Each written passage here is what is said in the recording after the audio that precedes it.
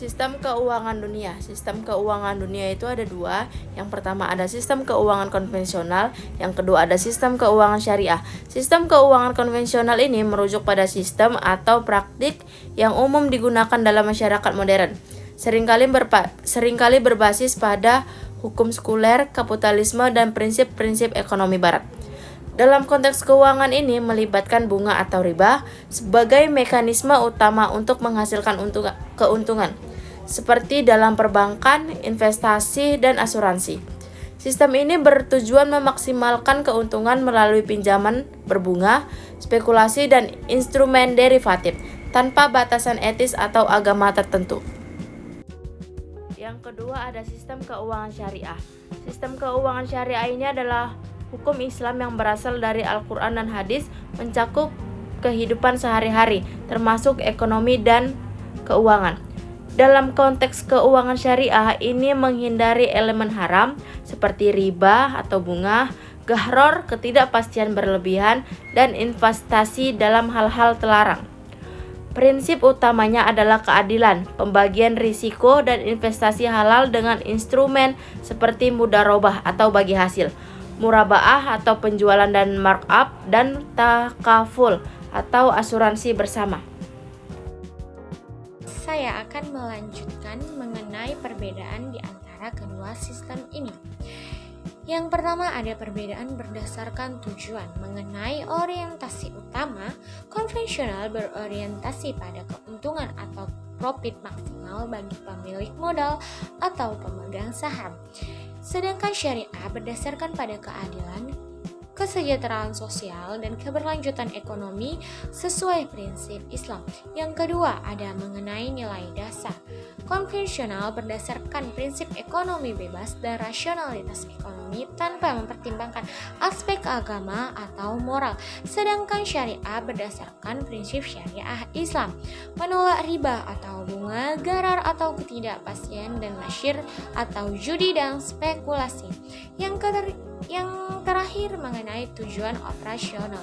Konvensional bertujuan untuk memaksimalkan laba melalui bunga atau investasi yang menguntungkan. Sedangkan syariah bertujuan untuk mewujudkan kemaslahatan atau maslahat dengan transaksi yang adil, halal, dan beretika. Selanjutnya yaitu ada perbedaan berdasarkan instrumen. Sistem konvensional. Dalam sistem konvensional, instrumen keuangan pada umumnya didasarkan pada kontrak pinjaman dengan penerapan bunga atau interest.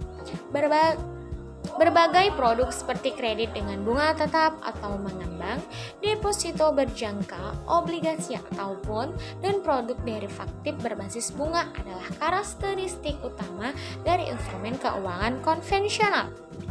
Instrumen-instrumen ini sering memberikan kepastian pengembalian modal dan bunga yang menjadi hak pemilik modal berdasarkan perjanjian awal tanpa mempertimbangkan kondisi hasil usaha pihak peminjam. Selanjutnya sistem syariah. Sistem syariah ini dibagi menjadi 4, yaitu yang pertama mudharabah.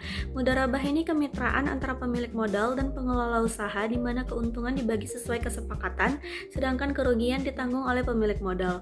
Yang kedua ada musyarakah. Musyarakah adalah kemitraan bersama di mana semua pihak menyertakan modal dan berbagi keuntungan maupun kerugian berdasarkan proporsi modal. Yang ketiga ada murabaha. Murabaha adalah penjualan barang dengan margin keuntungan yang disepakati, umumnya untuk pembiayaan. Dan yang terakhir itu ada ijarah. Ijarah itu sewa atau leasing di mana bank menyediakan barang atau aset dan mendapatkan imbalan sewa. Selanjutnya perbedaan berdasarkan mekanisme antara sistem keuangan konvensional dan sistem keuangan syariah. Mekanisme operasional sistem keuangan konvensional bersifat sentralistik terhadap sistem bunga dan penggunaan kontrak kredit. Bank konvensional bertindak sebagai pemberi pinjaman dengan kewajiban pembayaran kembali pokok dan bunga sesuai jadwal.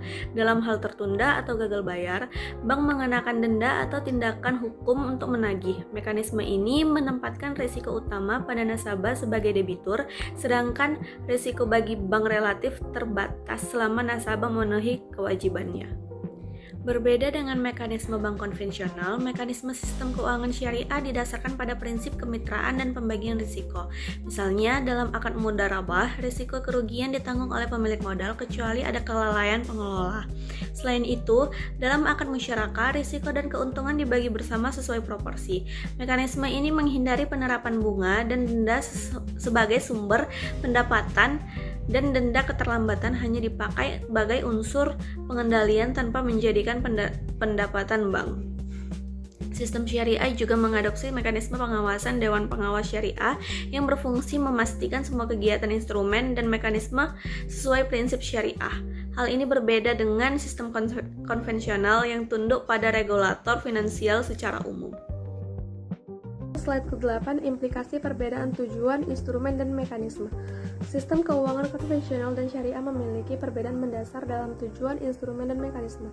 Sistem konvensional berorientasi pada keuntungan material maksimal melalui bunga, sedangkan sistem syariah menekankan keseimbangan antara profitabilitas dan keadilan sosial yang berlandaskan nilai-nilai agama. Dari segi instrumen, sistem konvensional menggunakan kontrak berbasis bunga, sementara sistem syariah menerapkan akad kemitraan dan jual beli dengan prinsip bagi hasil serta pembagian risiko yang adil.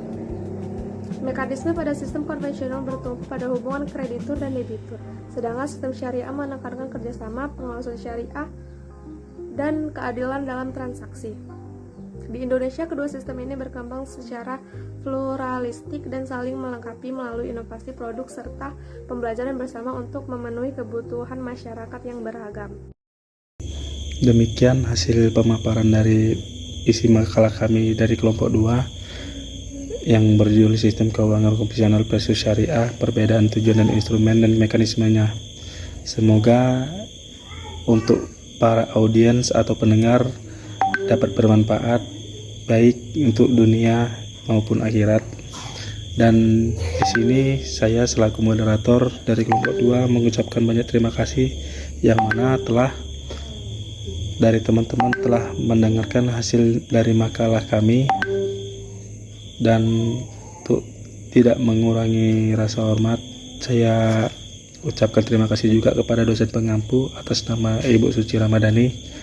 Dan di sini demikian dari hasil makalah kami, saya ucapkan terima kasih. Assalamualaikum warahmatullahi wabarakatuh.